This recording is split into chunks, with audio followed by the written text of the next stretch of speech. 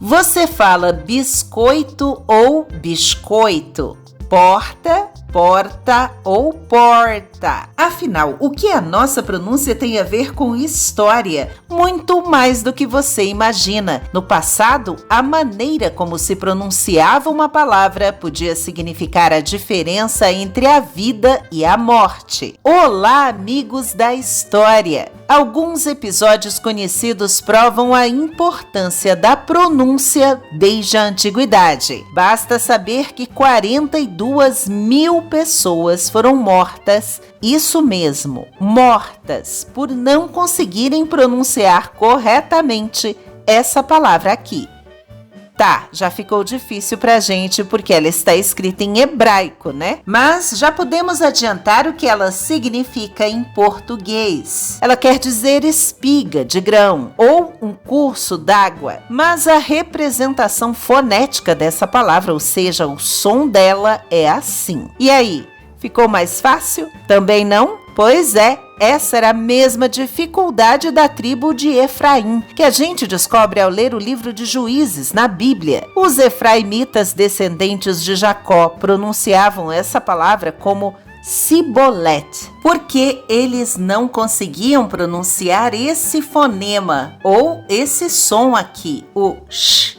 Então, o jeito mesmo correto de pronunciar seria Shibolet. E quem falava exatamente assim? Eram os habitantes de Gileade, uma região montanhosa nas proximidades do Rio Jordão. Acontece que essas duas tribos, os gileaditas de um lado e os efraimitas do outro, estavam em pé de guerra. E por quê? Porque a poderosa tribo de Efraim estava ressentida por não ter sido convidada a participar da batalha contra os amonitas, inimigos de Israel, que foram derrotados pela tribo de Gileade, comandada por Jefté, um juiz do Velho Testamento que também era guerreiro. E o mesmo Jefté respondeu que os efraimitas é que não ajudaram quando ele pediu apoio. Assim, aqueles que deveriam ser aliados passaram a lutar um contra o outro, e Jefté também venceu o confronto contra a tribo de Efraim e bloqueou todas as passagens para o Rio Jordão para impedir a fuga dos efraimitas que restaram,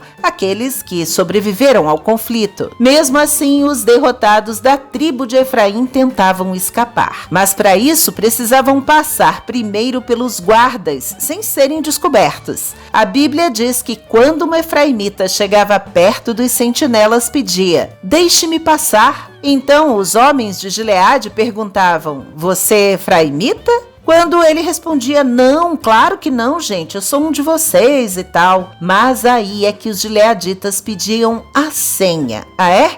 Então diga Shibolet. E por mais que tentasse, o pobre do efraimita só conseguia falar Sibolet, e não Shibolet, sendo então reconhecido como inimigo, e era logo agarrado e degolado perto dos pontos de travessia do Jordão. A mesma Bíblia traz outras passagens em que fica evidente essa variação de pronúncia entre as tribos, como o sotaque dos da Galileia, que era diferente dos da Judéia. Por exemplo, no Novo Testamento, no livro de Mateus, quando Pedro foi reconhecido como um dos discípulos de Cristo pelo povo, que dizia: "Você também estava com Jesus, o Galileu". Mas Pedro negava: eu não sei do que vocês estão falando, eu nem conheço esse tal de Jesus. Só que era melhor ter ficado de boca fechada, porque, diz a Bíblia, pouco depois, os que estavam ali se aproximaram e disseram a Pedro: "Certamente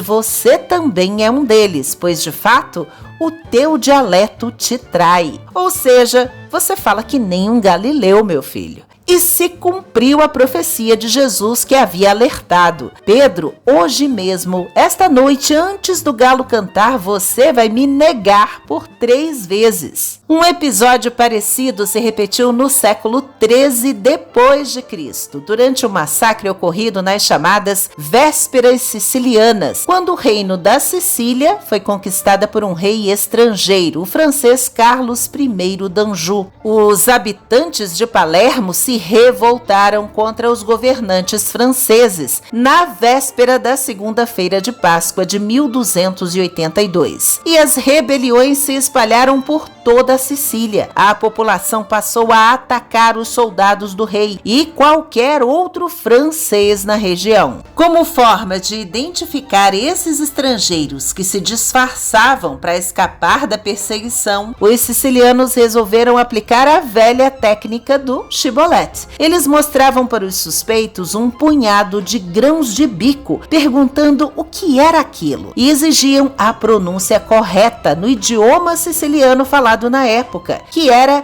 titiri. Mas os franceses só conseguiam chamar o grão de bico de sisiri. O Brasil também teve o seu próprio shibboleth. Foi durante a Revolução Federalista, que ocorreu entre 1893 e 1895 e envolveu todos os estados do sul do país. Poucos anos depois da queda da monarquia de Dom Pedro II, uma cruel e sangrenta guerra civil dividiu aqueles que defendiam mais poderes para o presidente da República, os chamados pica-paus ou chimangos, e os que apoiavam do outro lado a descentralização do poder com maior participação dos estados, os federalistas, chamados de maragatos. Nesses conflitos, cerca de 10.000 a 12.000 pessoas morreram, entre civis e militares, com episódios de selvageria, com centenas de degolados. E para identificar os uruguaios falantes do castelhano entre os maragatos federalistas, os brasileiros republicanos pediam que os capturados pronunciassem a letra J, ou palavras iniciadas com essa consoante. Por exemplo, digamos, José. O nome José. Se o sujeito fosse um uruguaio, certamente a pronúncia seria algo como José, ou ainda a palavra que mais entregava o inimigo estrangeiro, pauzinhos. Eles se denunciavam pronunciando paucinhos, paucinhos. É isso, pessoal. Apesar de ter custado a vida de muita gente, literalmente, as variações da pronúncia, a articulação dos sons têm a ver com situações históricas, geográficas, culturais e sociais. O passar do tempo e o contato com outras línguas também são fatores que influenciam nessas diferenças. Você, por exemplo, tem dificuldade em pronunciar certas palavras? Pelo sim, pelo não, a história mostra que em caso de sobrevivência é sempre bom ter o shibboleth na ponta da língua. Muito obrigada por assistir, deixa aí o seu joinha, se gostou, claro. Aproveite para assistir a outros vídeos do canal, se inscreva e até a próxima com uma história a mais.